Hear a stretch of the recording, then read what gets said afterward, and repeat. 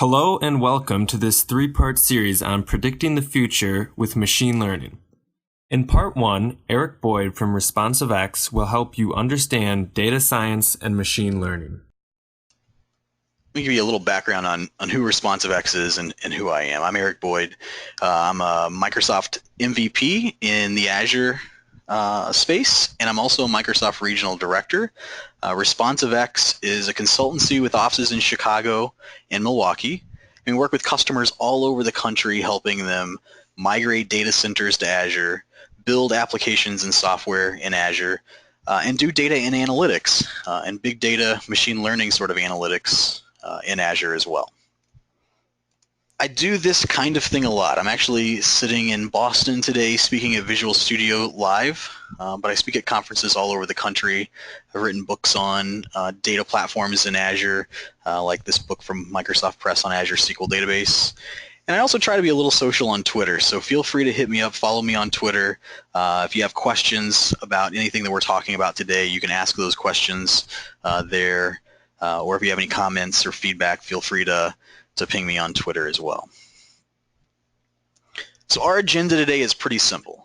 I'm going to talk about analytics in general. I'm going to lay out kind of the analytics stage, if you will. We're going to talk about data science and machine learning. We're going to take a look at algorithms that go into data science and machine learning and predictive analytics. When we look at the analytics spectrum, we think about kind of 4 different areas of analytics. Now, this is not just my view. This is the way Gartner breaks it down as well. So there's descriptive analytics, and that's kind of looking in the rear view mirror and looking at what has happened.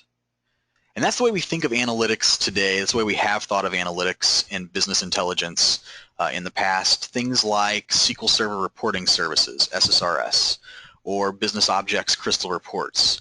We will take data from our online transactional systems in our data warehouses, and we will put it on paper and do some reporting and aggregates of that data. And our business stakeholders will take a look at that data and review that and then make decisions based on that. But it's always kind of looking in the rear view mirror. And then we try to, as humans, sort of make good decisions from that data. If we move a step further, we think about diagnostic sort of reporting and analytics. And we take that descriptive data and we ask questions like, why did it happen? Whatever it is that we're looking at. So why did we have customer loss or something like that? And that's when we start thinking about predictive analytics. And then we move further into that predictive analytics segment and we start asking questions like, what will happen? So in the diagnostics segment, we might be doing things like clustering to group customers together or classifications. And then as we start moving further into predictive analytics, we might be doing regressions over data to try to identify specific answers and numerical values. And then if we move as far to the right as possible, this would be like the panacea, if you will, of advanced analytics, and that would be prescriptive analytics. So based on all of this, all of the descriptive data, the diagnostics, our predictive data and insight, what should we do with that? So not just what will happen, but how do we resolve an issue or how do we react to that data in a way that we can impact our organizations? Now, what's important in all of this is the centrality of the data. And McKinsey and Gartner say it well in these 2 quotes, but data is extremely valuable. It is our kind of competitive advantage today. It's the thing that gives us competitive advantage. It's kind of like gold, if you will. We talk about data mining, and today we're really thinking about data like gold. It's an asset in our organization. And so McKinsey's saying that companies will get competitive advantage by using data well. And Gartner is saying that as well. And when they're talking about outperforming your peers and your competitors by potentially more than 20% just by using your data better and making better insight and information with that data. In addition to the value of the data, the size of our data is growing radically as well. So that number is ridiculously huge. It's got a lot of zeros, but that number is what IDC predicts our digital universe will grow to by 2020, which is 35 trillion terabytes. So a massive amount of data.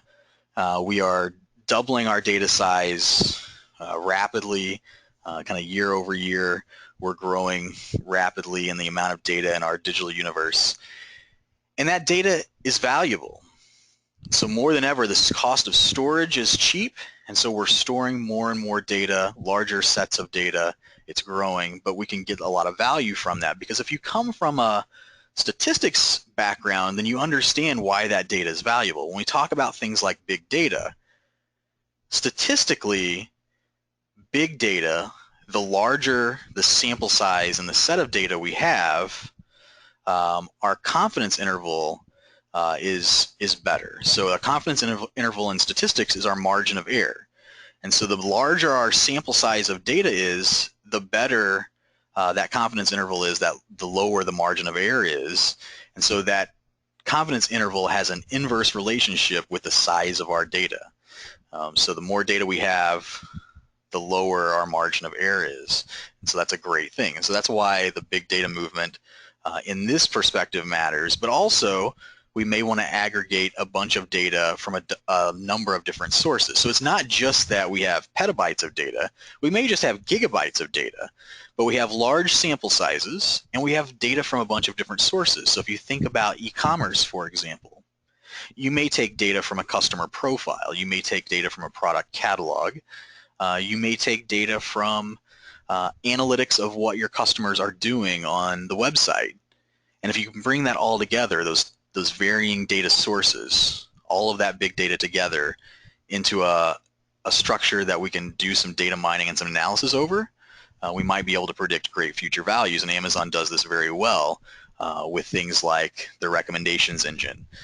So when you're on Amazon and you're looking at a product, there are 100 more products that show up that you might be interested in. And the reality is we choose those products and add them to our cart, and it boosts the average sale size for Amazon. So that's what we're talking about when we're talking about big data and predictive analytics. Now, data science in general is a big space. It's the combination of a lot of different things. And so the whole data science movement is not radically new. So we often in technology will put a new term on something that's been around for a while, and we make it attractive, and we add some new things into it. And data science is kind of like that. So if you've been around in this data space for a while, then you've probably heard things like data mining. Data mining is kind of the precursor to data science, if you will, but it's a lot of those same things are coming into play as we see here. So data science is kind of this Venn diagram, this space in the middle. It includes things like data wrangling and aggregating data and transforming data and preparing data. It includes things like big data, getting data from a lot of different sources and large sets of it. Statistics, mathematics, operations research, programming, lots of disciplines come into this data science space. But when we think about predictive analytics specifically, we have a couple of ways that we think about kind of programming and what developers normally do, and analytics developers. And so if we look at the traditional model, we think about a computer. And computer is just a kind of a generalized term, but something that's going to do compute. And as a programmer, we take data and we bring it into that computer, and we take application code or our programs and also bring that into the computer. Then that computer does some processing over that, and we have some output. And so in a traditional kind of descriptive analytics world, that's exactly what we're doing. We take a bunch of data, we take some reporting algorithms of some sort, and we aggregate data and format it on a page, and we output that. So that's what we do traditionally. When we think about predictive analytics and machine learning, we kind of turn this upside down. So we take data and we feed that into the computer. We take the output and we feed that into the computer. And the computer then spits out the program. So that's what machine learning is all about. That's what this predictive analytics space is all about, is it's about creating the program in a dynamic sort of way in a statistically accurate sort of way, instead of us as humans making assumptions for the program and having lots of human error, basically. And the complexity of creating this program would be enormous as well. So when we look at a data science project, we think about these 5 phases. Now, this pie chart doesn't reflect the effort in each of those phases well, and I'll talk about that. But one of the things that we see customers struggle with is hearing buzz like data science, machine learning, big data. And they want to do this, but they don't necessarily have a business problem. So it's very important that when you start down this path, you're not starting down this path because you've heard lots of buzz and it's interesting. It is, but start with a problem that you're trying to solve. And there's tons of these sorts of problems. Think about anomaly detection. Azure's a great example. When we authenticate using Azure Active Directory, we log into the service.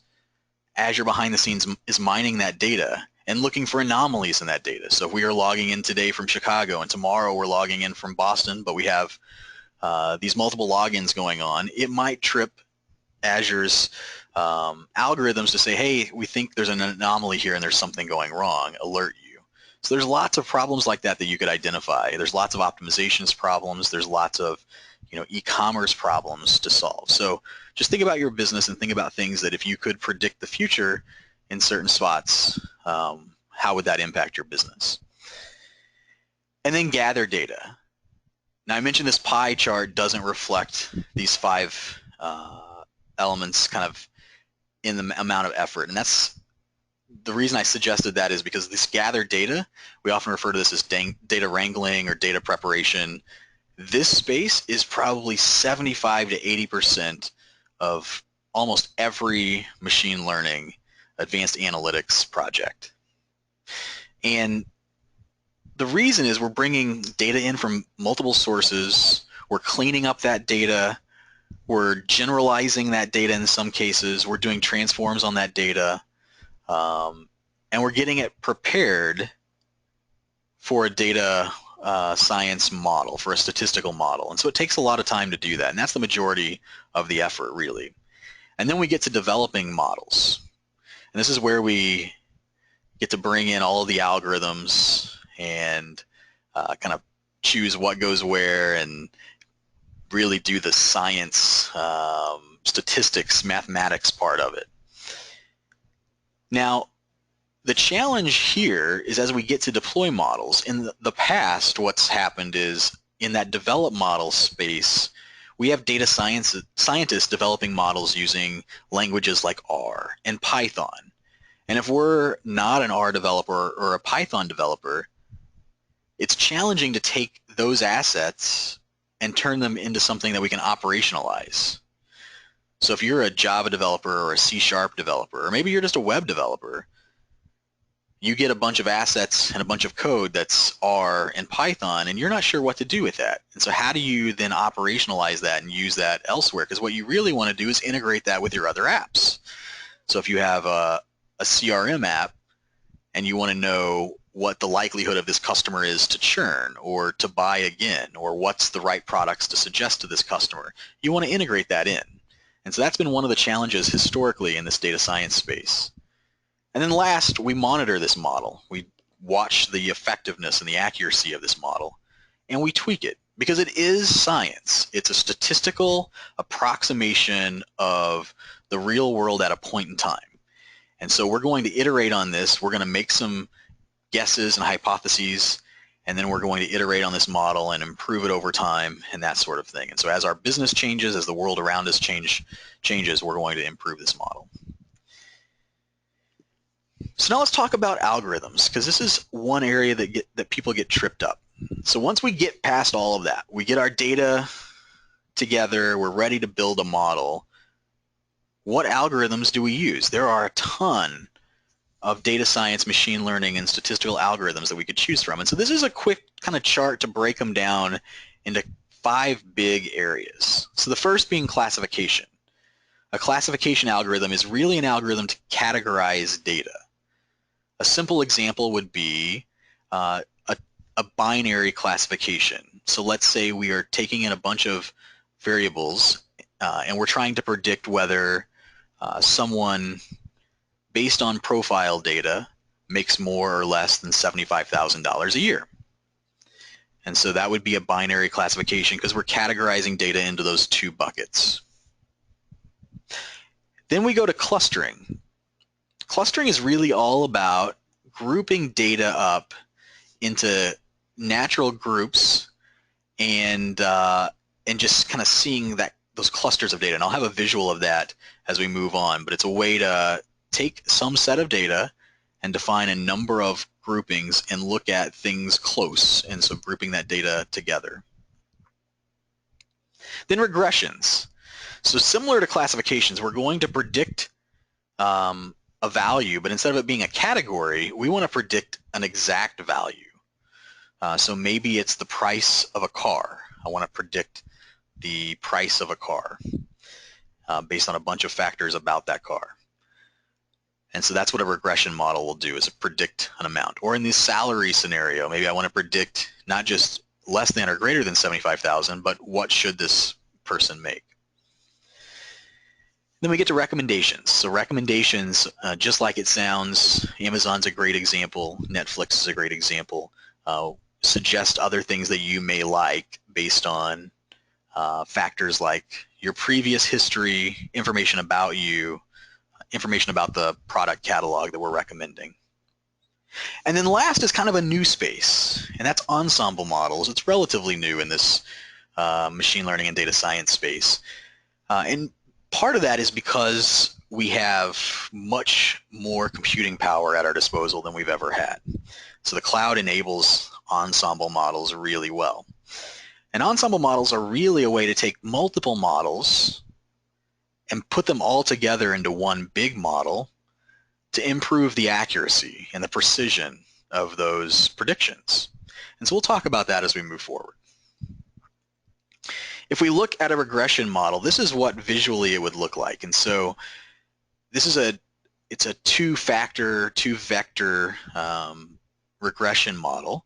So there's height in meters and age in years. And so we're taking those two values. So let's take height in meters and age in years 1 and 5, and you can see the point on the line that makes. So what we're doing with all of those different points is building a line, a straight line through all of those, and that is our line for predictions. So then we can take things like 9 and we can guess that at 9 it would be 1.25, for example. Or at 1, maybe it's 0.7. So we can predict those spots on the line, and that's the way a regression model works. Now this is very simplistic because it's just two factors. In a scenario where we have multiple factors, what you end up with is not a line anymore, it's a plane. And so it's a plane in 3D space, and we're looking for those points on the plane that lines up with the values that we're passing in to predict some other value. In a classification scenario, we're basically drawing a bound around these numbers, and we're looking for what's in and out. And so you'll see here the positives and the plus signs in the circles. What we're doing is classifying data into two groups, and so the data fits in here, then it's part of this group. If it fits outside of that, it's part of this other group. And again, this is a simplistic example. It's a two-feature classification. It's a binary classification, but it would be very similar. It's just in 3D space with another axis if it were 3 features or potentially more. And I mentioned clustering earlier. It's where we take a big chunk of data and we're looking for patterns with that data. So we're looking for logical groupings in that data. And you'll see here both of these examples have 3 clusters. So we've given it a bunch of data and said create 3 clusters out of this data. And it's looking for data that's close together. The points are close together and grouping them into multiple groups. And then we take a look back at that data and we can identify the factors that go into those groups. Now in the one on the left, it's simplistic in that it's, again, binary. It's 2 values. But if we look at the one on the right, we're taking and putting a third axis in there, a third value, and we're just doing that in 3D space. So it works the same. It's just a matter of what the object looks like kind of in 3D space. It's a plane instead of just 2 points on a chart. This is probably one of the best examples of machine learning. It's one of the fun examples, at least, of machine learning, and specifically ensemble models. So back in 2006, Netflix started a competition. And the competition was they wanted to crowdsource some data science machine learning models to improve recommendations by 10%. Now, they provided the data set. They provided the data set for their existing recommendations, and then what the users actually preferred or watched, that sort of thing. But they were trying to improve by 10% their recommendations. And they offered $1 million for the first group to improve the recommendations by 10%. Now, in the event that no one did improve by 10%, until that happened, they would offer $50,000 a year for the group that improved the recommendations the most every year until the $1 million, the 10% was triggered, and the $1 million was triggered. So it took 3 years to get there. And what happened was it was an AT&T Labs group that consistently got 6 to 8% improvement on the recommendations, but they could never get over the hump to 10%. They would get close, but they couldn't get over the hump. And what they ended up doing was partnering with 2 other teams. So they took all of their models and put them together, and that's what eventually got them to the 10%, and they won the $1 million, and they made $50,000 a year for the 3 years prior. So they made $1,150,000. So they were able to provide Netflix a model that improved their recommendations by 10% so that we get the right videos in our stream, and they made some money out of the deal. Now, how do the ensemble models work? It's pretty simple. There's 2 strategies that are really popular, and the first is bagging. In a bagging ensemble model, what you're doing is training multiple models based on different subsets of your data. So you'll partition your data up into different subsets and train each model individually with those different subsets. And so that's bagging, and then somehow you aggregate that data together, and you it could be pretty simple. It could be you average it together or something to that effect, but somehow you bring that data together and choose the model that's the best. In boosting, it's a little different. Instead of taking subsets to train each model, what you do is you run data through a model. The data that comes out of the model that's misclassified, you then pass that on to another model, and if that data comes out misclassified, so the predictions aren't accurate or precise, then you just keep passing it on. And so that's the way the ensemble strategies work. Now, what's interesting to note is that the second place team in the Netflix prize ended up with 900 models, 900 individual models in their ensemble strategy. What's also interesting is in terms of operationalizing this, while Netflix ended up with a model that improved recommendations by 10%, it was overly complex, and it just wasn't feasible for them to implement. And so while they paid $1,150,000 for the team that won and improved their model, their recommendations by 10%, they weren't able to actually operationalize it and use it. So those are kind of interesting tidbits about that. There's 2 big buckets of the way these models work, and one is supervised learning, which means we train the model, and the other is unsupervised learning.